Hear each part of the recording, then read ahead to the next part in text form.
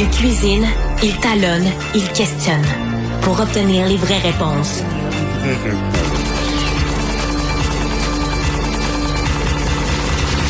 Du Trizac. David Proulx est avec nous en direct de l'Albanie et sa chemise hawaïenne. Monsieur Proulx, bonjour. Bonjour, Benoît. Alors, Personal Podcast, de quoi on parle ici? Écoute, tu sais, je suis en semi-vacances cette semaine, puis je pourrais peut-être me faire remplacer par cette technologie-là lorsqu'elle va être lancée le mois prochain aux États-Unis. Donc, Personal Podcast, l'idée, c'est que dans ton application Spotify, tu dis, j'ai envie d'avoir un podcast sur l'histoire des cimetières autochtones, l'entrevue que tu viens de faire. Puis là, pouf, ça va te faire un podcast comme ça, que tu vas pouvoir écouter et tout. Donc, là, ils disent à l'avance, ça va faire des erreurs, mais... Écoute, faire des erreurs, c'est pas comme si... Qui n'en fait pas. Il en faisait pas ailleurs. Hein? Ouais. c'est ça. Mais quand tu dis podcast, David, là, c'est quoi? Interaction ou juste narration? Ça aurait quelle forme?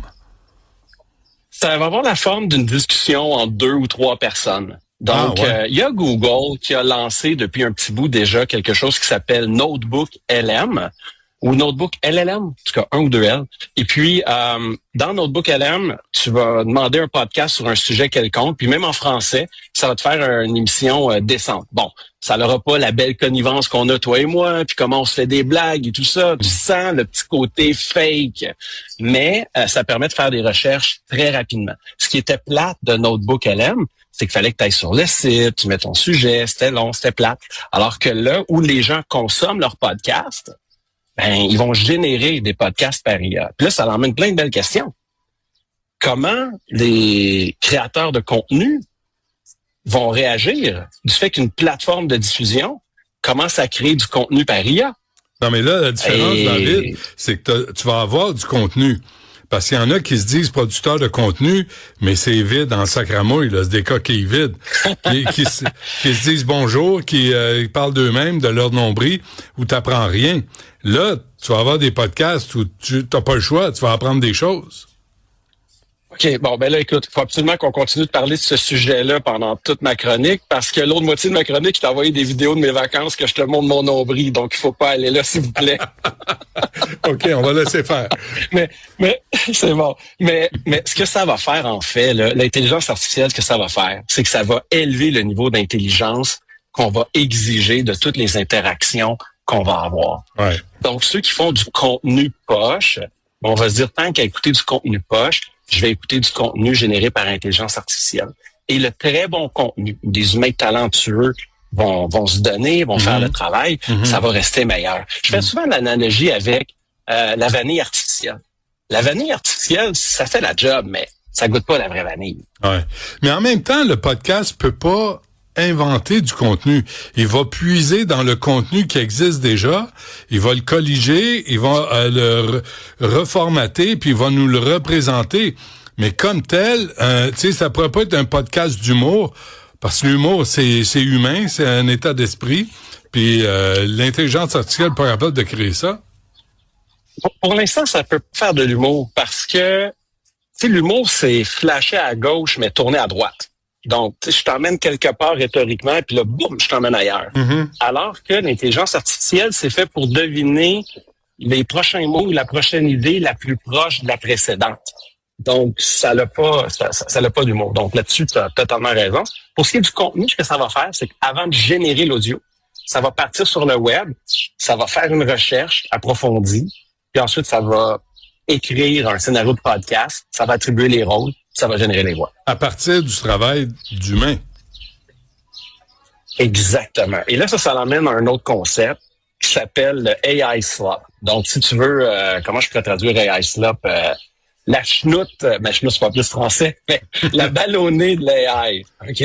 Donc, l'idée, c'est que là, si les nouvelles sont générées par IA, puis qu'ensuite les podcasts sont générés par IA, moi, en fait, c'est qu'est-ce que je pense qui va arriver, Benoît? Je crois que d'ici 6 mois, là, toutes ces plateformes-là vont nous donner un filtre pour ne pas voir de contenu généré par IA. D'ailleurs, LinkedIn, la semaine passée, on dit qu'ils ont mis un détecteur de contenu par IA pour enlever les publications générées par IA. Donc, tu sais, c'est frustrant quand tu écoutes de la musique, puis que là, comme ça, pouf, ils te mettent une musique générée par IA. Puis là, tu sais plus qu'est-ce qui est vrai, qu'est-ce qui est pas vrai. Puis je pense que les humains ont juste éthiquement, là, on devrait avoir le droit de savoir qu'est-ce qui est généré par IA. C'est quoi? Ouais. Mais penses-tu vraiment que ça va se faire? Je pense que oui, parce que les consommateurs vont probablement exprimer le désir que ce soit là. Puis ces plateformes-là vont faire qu'est-ce que les consommateurs désirent. Mais depuis quand les consommateurs ont raison? Dans le capitalisme, c'est que je sais qu'ici, on est habitué au système socialiste que le gouvernement décide de tout, là, mais dans le capitalisme, habituellement, l'argent va où les consommateurs veulent aller. OK. Alors ça, Personal Podcast, là, c'est quoi? C'est Spotify? Spotify lance ça dans 1 mois aux États-Unis. Ils n'ont pas donné de date exacte aux États-Unis pour les comptes premium. Puis ensuite, ils vont déployer sur le reste de la planète. Puis en même temps, est-ce que ça risque de tuer tous les balados qu'on entend ou qu'on génère, nous, les humains? Ben, moi, je crois que il y a une notion de marque. Tu sais, toi, tu as une marque. Tu sais, l'entrevue que tu viens de faire est courageuse. Les gens apprécient ça. Moi, je suis avec toi à cause de ça. Donc, c'est tout ce que tu as fait qui t'a emmené où tu es. Puis là, les gens ont confiance. Donc, un podcast généré par IA qui est pas une marque, qui vient de nulle part, ça n'aura jamais l'autorité que quand quelqu'un a vraiment bâti sa marque. Donc, moi, j'ai confiance pour ça. OK, c'est un produit sans nom au supermarché. Exactement. C'est le podcast sans nom. Okay. Très bien vulgarisé. Parfait. Est-ce qu'il y a autre chose pour aujourd'hui? Ben écoute, j'avais envoyé des vidéos de drone pour te faire plaisir, te montrer un petit peu où je suis là, mais si on les a, on va les regarder, certains. On va se faire plaisir. On les a parce que... Ah, t'es là, toi. Donc, sacramouille, t'es là, toi? Sur le bord d'une falaise, dans une villa de luxe, piscine creusée au milieu d'un vignoble, ou je sais pas. Hey, c'est magnifique, ça. C'est magnifique. Puis là, la caméra va tourner, puis je vais te montrer les montagnes. J'en ai un autre autour du château de Gyrocaster. Wow! Qu'est-ce que t'as fait dans la vie pour mériter ça? Écoute, je me tiens à jour en intelligence artificielle. C'est un groupe d'entrepreneurs à Lego, puis ils me voulaient comme conférencier, puis ils m'ont invité, puis moi je suis juste là parce que je connais mes affaires. C'est ça, t'as travaillé fort. Tant mieux. Wow, la plage est belle. C'est vrai donc que c'est la nouvelle destination soleil de l'Europe, l'Albanie. Ah, écoute, on mange tellement bien. Les locaux sont heureux de nous voir. Il y a le raffinement européen dans la nourriture. C'est de toute beauté. Là. En fait, en ce moment, je suis dans un site protégé par l'UNESCO, le château là, de Gyrocaster. Dis-toi une chose, là, j'ai lu ça en vidéo. Là, le point que tu vois, là, ça a été bâti dans les années 500.